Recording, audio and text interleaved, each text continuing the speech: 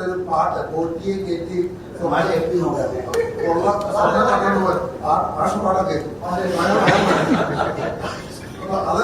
പാട്ടൊക്കെ അല്ല, പാട്ടൊക്കെ പലതും പാട്ട് വിമോചന പാട്ട് വിമോചന സമരത്തിന് എന്തെല്ലാം പാട്ടുണ്ടായിരുന്നു കേട്ടിട്ടുണ്ടോ നിങ്ങൾ പാട്ട്? വിമോചന സമരകാലത്ത് 59 അത് ജനിച്ചില്ല. അപ്പോൾ പാട്ടൊക്കെ കമ്മ്യൂണിസ്റ്റ് പാർട്ടിക്കും വലതുപക്ഷത്തിനുമൊക്കെ എതിരായിട്ട് വലതുപക്ഷം നിങ്ങൾക്കല്ലേ ഏറ്റവും കൂടുതൽ ശേഷിയുള്ളത്. കാരണം മൂലധന ശേഷി മുഴുവൻ ഈ മാധ്യമങ്ങൾക്കല്ലേ. ഞങ്ങൾക്കുള്ളതെന്ന് പറഞ്ഞാൽ വളരെ വളരെ ദുർബലല്ലേ.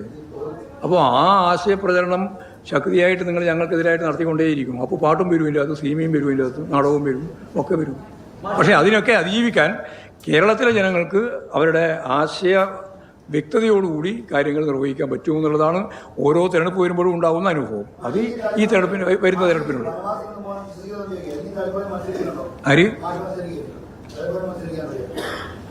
അതാ ഞാൻ പറഞ്ഞത്, ഓരോരോ ചോദ്യം ചോദിക്കുന്നത് തെറ്റായ ചോദ്യമാകുമ്പോൾ മറുപടി അങ്ങനെ പറയില്ല. നിങ്ങൾ പറയുന്നത് നിങ്ങൾ വിചാരിക്കുന്ന പോലെ ഞാൻ പറയണം മറുപടി.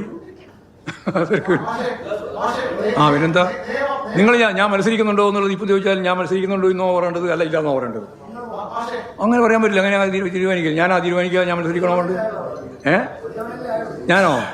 ഞാൻ 3 ടേം കഴിഞ്ഞു. ഇത് 3ാമത്തെ ടേമാണ്.